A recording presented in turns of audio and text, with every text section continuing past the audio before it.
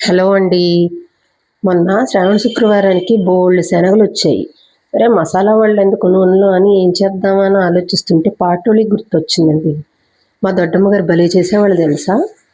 ఇలా నానబెట్టిన శనగలు తీసుకుని ఇలా కొన్ని మిరపకాయలు, ఉల్లిపాయలు అండ్ వెల్లుల్లిపాయ కావాలండి. అయితే వీటిని ఏం చేయాలంటే మనం బాగా రుబ్బేసేయాలి. రుబ్బాక ఏం చేయాలో చెప్తానండి.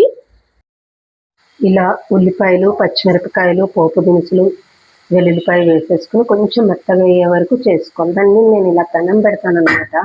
ఇలా పెనం పెడితే నాకు బాగా ఉడికినట్టు అనిపిస్తుంది, బాగుంటుంది అనిపిస్తుంది అనమాట. మీరు కుక్కర్ మూత కూడా పెట్టుకోవచ్చులేండి అని ఇన్ జనరల్. ఇలా కొంచెం ఉల్లిపాయలు అవి మగ్గిపోయాక ఉడకబెట్టిన శనగల పొడి వేసేసుకుని ఉప్పు, కారం, జీలకర్ర పొడి వేసుకుని స్లోగా కలుపుతూ ఉండాలన్నమాట.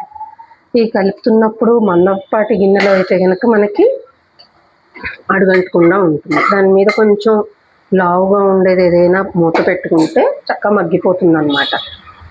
ఇది హై సోర్స్ ఆఫ్ ప్రోటీన్ అండి. పెద్దవాళ్ళు చెప్పింది, చిన్నప్పటి నుంచి తిని సరాయించుకున్నది కాబట్టి కొత్తగా ట్రై చేయకుండా ఇలాంటివి ట్రై చేస్తే అరుగుతాయి అన్నమాట నాలాంటి వాళ్ళకి. అది సంగతి. దీంతోపాటు తీపి పులుసు ఉంటుందండి, అది కూడా చెప్తాను ఎలా చెయ్యారు, కాంబినేషన్ అన్నట్టు. ఈ ఉల్లిపాయ పులుసు కూడా చేసేసుకున్నామండి. ఇలా కొంచెం నూనె వేసి దాంట్లో పోపు వేసి ఉల్లిపాయలు, పచ్చిమిరపకాయలు కట్ చేసుకున్న దాంట్లో వేయాలి. వేసిన తర్వాత కొంచెం మగ్గనియాలి. ఆ లోపు ఈ మాత్రం చింతపండు పులుసు వేయాలి.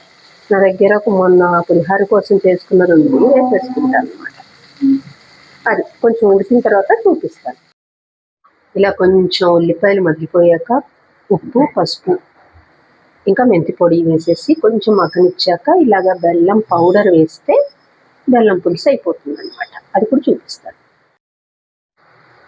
ఇలా కొంచెం అయ్యాక ఒక 2 స్పూన్స్ బెల్లం పొడి వేసేసుకుంటే ఇలా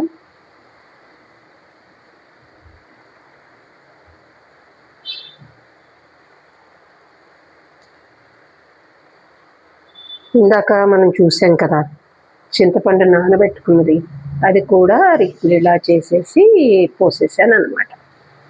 ఇది ఇంకింతే, మరగనియ్యాలి, లాస్ట్కి అయిపోతుంది అంతే. ఇలా చివరాఖరికి వచ్చేసిందండి.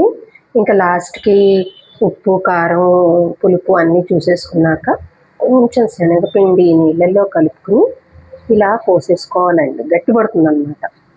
అంతే, ఇది రెడీ అయిపోయింది అన్నట్టు. అదండి, శ్రావణ శుక్రవారం తర్వాత వచ్చే సండేకి ఇది మెన్యూ అనమాట. టిపికల్ బ్రాహ్మణ్ హౌసెస్లో. ఇదేమో పాటోలి, ఇదేమో తీయ పులుసు. సండే అంటే వంకాయ కూర లేకపోతే కొంచెం ఇబ్బంది కాబట్టి వంకాయ పచ్చికారంతో, ఇవి 3 అయిపోయిన తర్వాత కావాలంటే కొంచెం ఆవకాయ మాగా వేసుకోవచ్చు. అండ్ ఫైనల్లీ గడ్డ పెరుగు విత్ అరటిపండు. చాలండి, సూక్ష్మంలో మోక్షం అంతే. ఇది హైలీ రూటెడ్ మెన్యూ అండి. నేను పెద్ద ఏం చేసింది లేదు, క్రియేట్ చేశాను అంతే.